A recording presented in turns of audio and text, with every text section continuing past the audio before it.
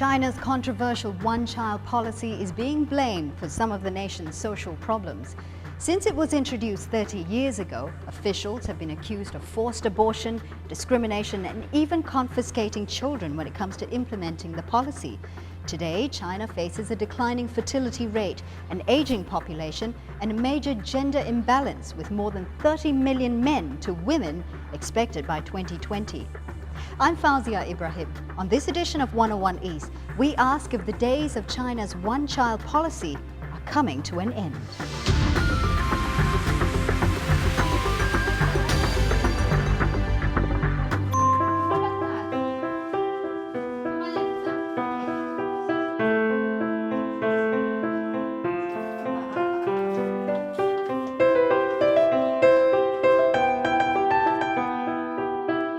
For 21-month-old Lin Jiahe, Saturdays begin with a menagerie of toys. Under a shower of attention. Little Jiahe is an only child. He holds the most precious place in the household, with parents and grandparents catering to his every whim and documenting his every move. I am constantly writing to my son, telling him my thoughts and feelings in microblogs or postcards, which he will see in the future. I'm writing down the problems I have encountered and the way I have found to tackle them in the hope that they will be useful to my son when he grows up. Jiahe and his parents are typical of the three-person nuclear family that has emerged in China in the last 3 decades, a result of the country's controversial family planning practice, commonly called the one-child policy. He Yin and her husband Lin Zhongjie know how it feels to be single children. They both grew up in one-child households, and they wonder if that's the best environment for their son. One obvious feature of our generation is a strong sense of loneliness. Most of us grew up without the company of siblings or cousins, which results in some flaws in interpersonal communication and sense of responsibility. But unlike their parents, they have a choice. Shanghai and some other cities and provinces have relaxed the rules to allow parents who are both only children to have 2 of their own. As both my wife and I are the only child of our respective families, we are entitled to have 2 kids. But we are hesitating because we will face greater pressure to raise another child, which costs a large amount of money and energy. If we have 2 kids, perhaps we can create a better environment for the development of their personalities. They'll be healthier psychologically, and when my husband and I get old, the 2 kids can help each other by discussing their problems. They can trust each other to help them to pull through. With or without a sibling, Jiahe will grow up in a China with a very different social fabric than his predecessors. One that will create new obstacles for making a living, finding a spouse, and supporting his family.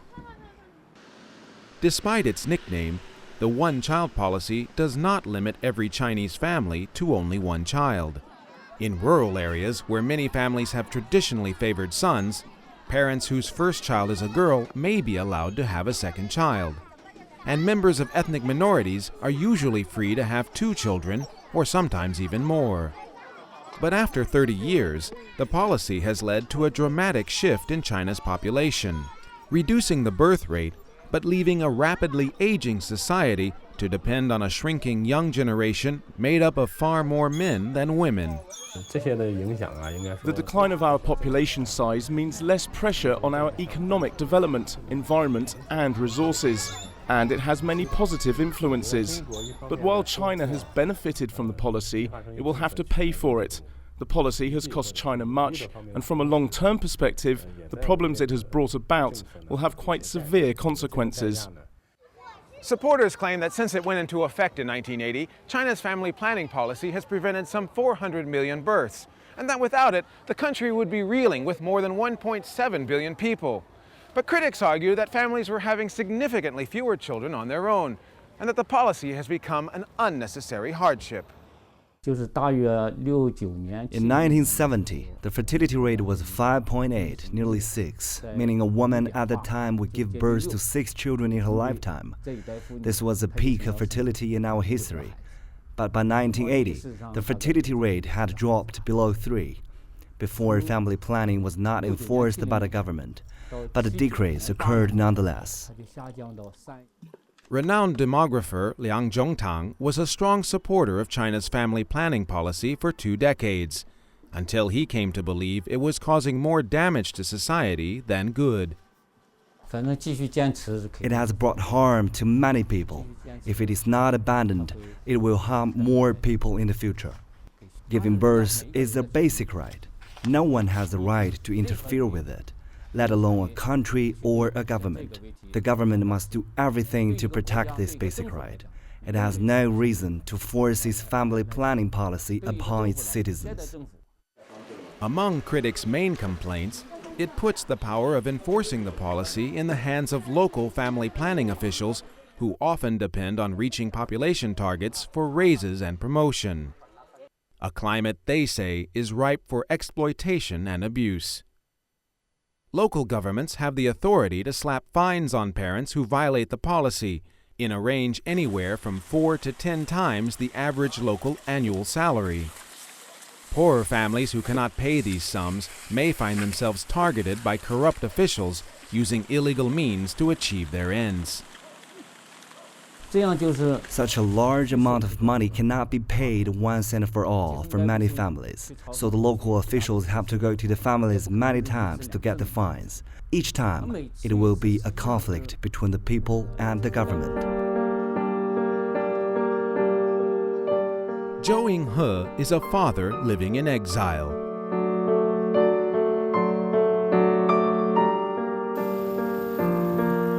He has come to his brother's home in a town outside of Guangzhou to celebrate his brother's birthday.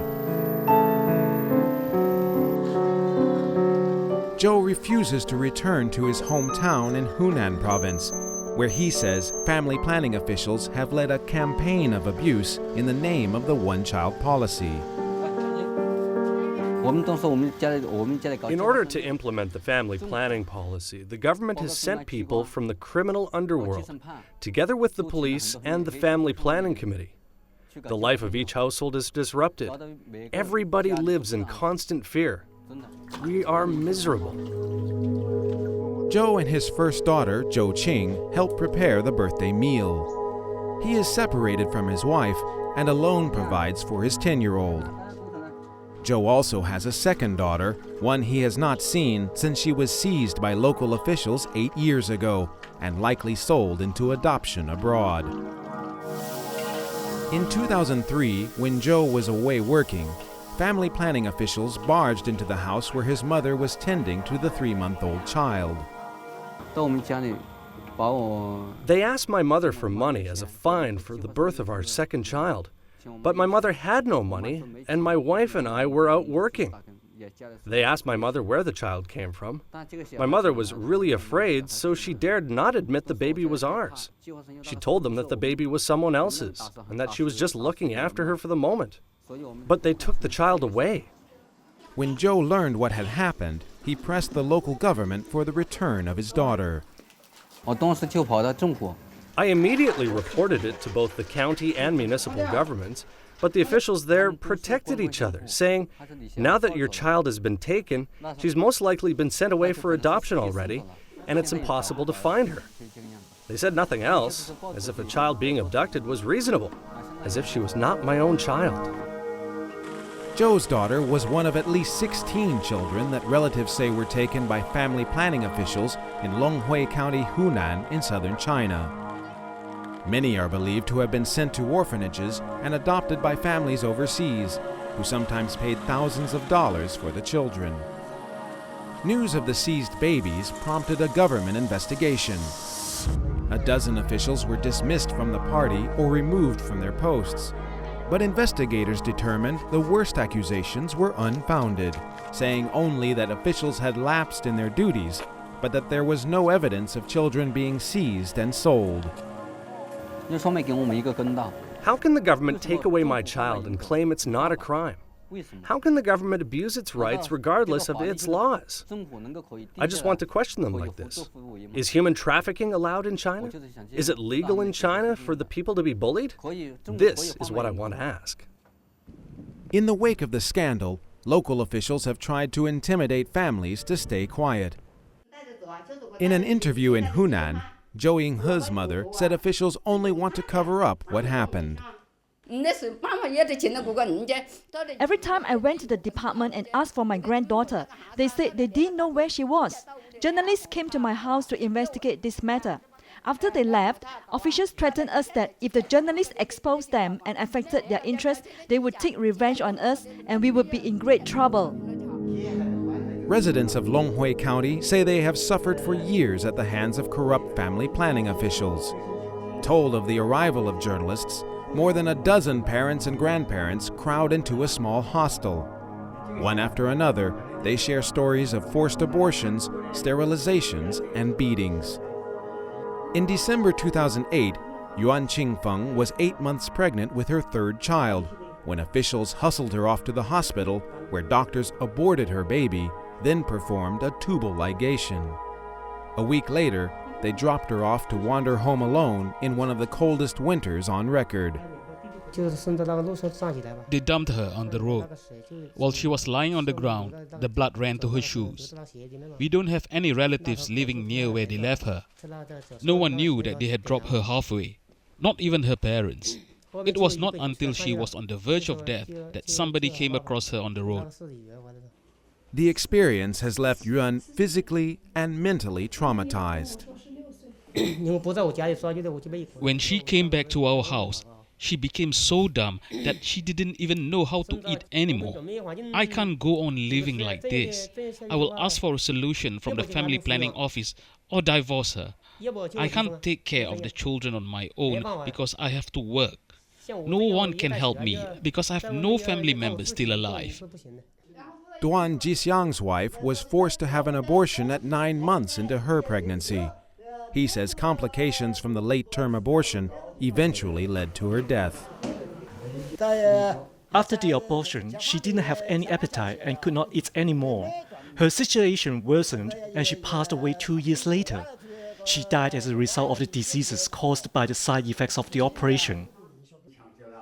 In some cases, relatives of offending parents were the ones who paid the price.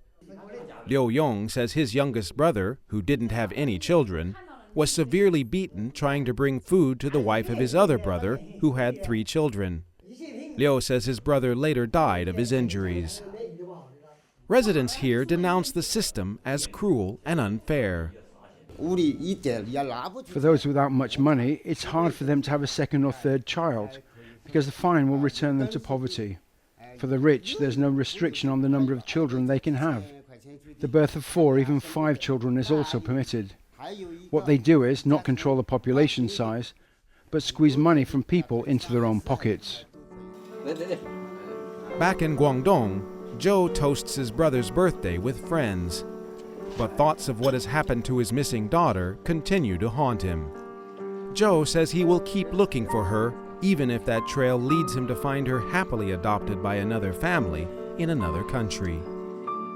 I would be overjoyed if I could see her, but I would let her decide whether to stay there or not because, after all, she has a complete adoptive family there.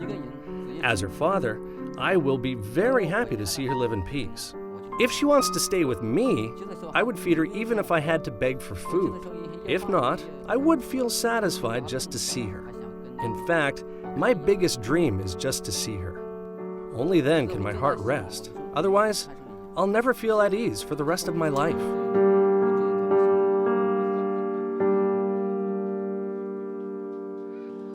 Chinese families, like those in other Asian nations, have historically shown a preference for sons who could carry on the family name and support parents in old age.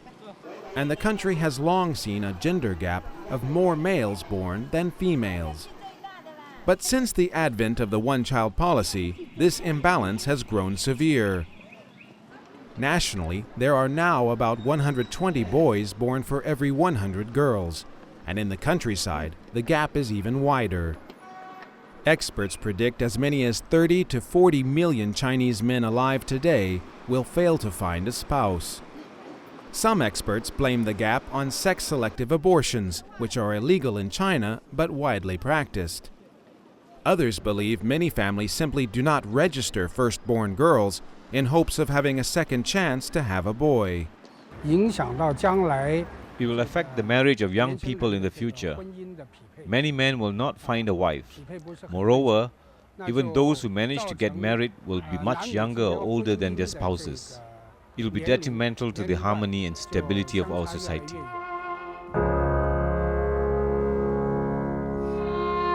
In the remote terraced mountains of Yuhejian in China's southwest, the rift between males and females has reached extreme proportions. There are more than twice as many men here as women, with dozens of men holding little prospect for marriage. Across China, more and more rural enclaves have lapsed into these so-called bachelor villages, places where an abundance of men, mired in grinding poverty, has bred a sense of desperation. Zhao Zufa doubts he will find a wife. He is 45 years old and lives at home to care for his widowed mother. His brother is also unmarried and has moved away to find work. Zhao fears he will likely spend the rest of his days a bachelor, tilling fields of corn and Chinese cabbage. My conditions do not allow me to go out to earn money, so I can't find a wife and do not have any children yet. And my family still lives in deep poverty. Most single women have left the village in search of better-paying jobs in the cities. Some men have left too, but many like Zhao stay behind, fulfilling an obligation to tend to parents and property. All the young girls have left home and work in shoe factories in Zhejiang province so that they can send money home. They discover that place is better than our village, so they get married there and don't come back. Even when their parents are dying, they'll only send money back and not come to say farewell. Zhao says marriage in his village comes for a price. If you want to marry a wife here, you need about $8,000 as dowry. But by the time you've earned that amount of money, you're already 50 or 60 years old, and no one will marry you. Once he was so desperate to find a spouse, he tried to buy one. A friend of one of my relatives told me he would fix me a match and asked me for more than $600. I gave him that money and he found me a woman. But only a week later she ran away. After she ran away, I turned the dealer into the police. I didn't get a wife and lost all my money. Zhao's neighbor, Yan Hongshuang, is 34. But he too expects to remain single. His 70-year-old father still works to support himself and his son. What's the point of wanting a wife? I have nothing and no money, only 200 or 300 kilograms of corn. I can only earn $100 at most each month. Zhao and Yan say they don't even bother to hope. Their lives focus on surviving. Zhao sells corn to provide for basic needs like shoes and salt. Occasionally, he takes a chicken to market for a small boost in his income. I don't want to be duped again. Right now, I am penniless. I can't go out to find a job because no one will look after my mother for me. So I don't see any chance of getting a wife.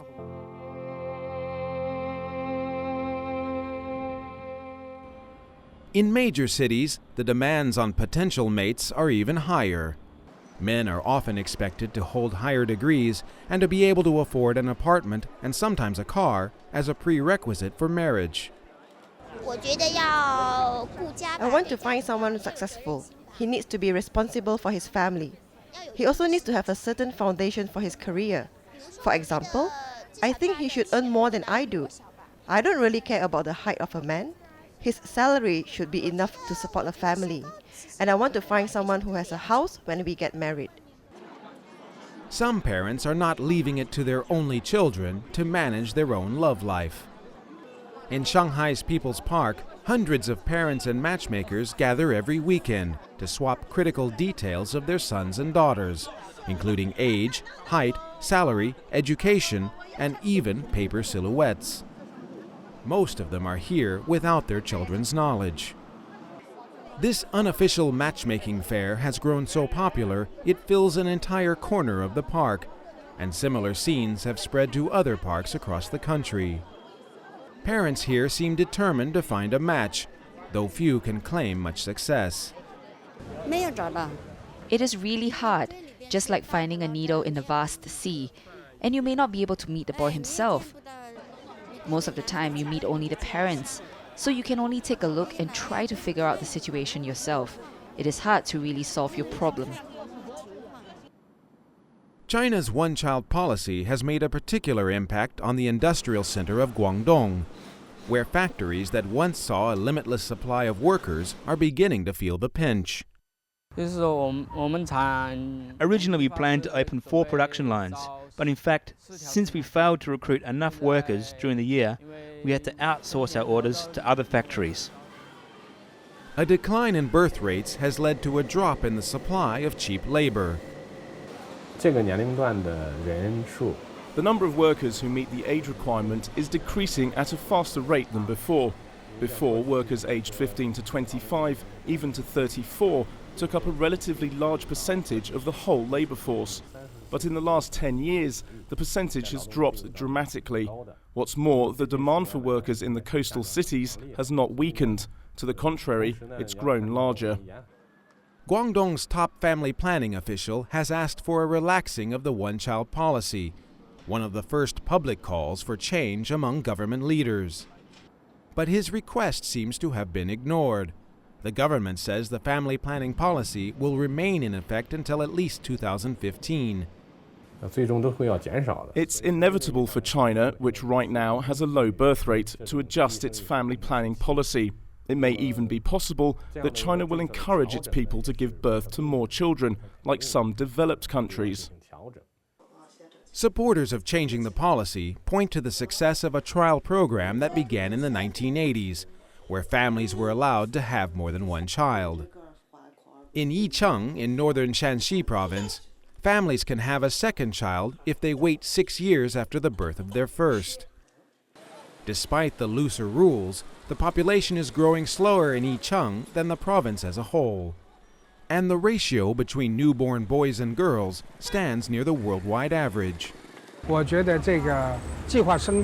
my opinion, couples can have 2 children. This can solve several problems. First, it can still control population growth. The ratio between senior citizens in the workforce will be reasonable and balanced. The aging will not be so fast. Meanwhile, we can have a certain amount of labor to guarantee the smooth development of the economy. But for now, the aging population is a growing problem. Researchers estimate that by 2025, 1 in 5 Chinese in urban areas will be over 60, and that by 2050, that age group will increase to 30% of the population. The policy has led to what is called the 4-to-1 problem, where one child will be responsible for 2 parents and 4 grandparents. For now, this is not an issue for He Yin and Lin Zhongjie, whose parents are still healthy and mobile. But in the future, this may change.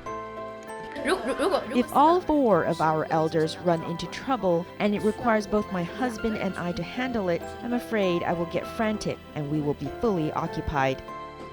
But the biggest pressure might one day fall on Lin Jiahe, who may find himself caring for the entire family. Above all, he needs a good wife. Then, in the future, when the population is aging, it will be an inevitable trend to hire care services. Also, I think there will be more jobs, professionals or facilities to respond to this. Perhaps the government or market will provide these services. It is bound to happen. A big responsibility that awaits China's youngest generation, who will come of age in an ever-changing society. And that's all the time we have for this edition of 101 East. You can always follow the program through our website, podcast, Facebook and Twitter. From all the team, thanks for watching.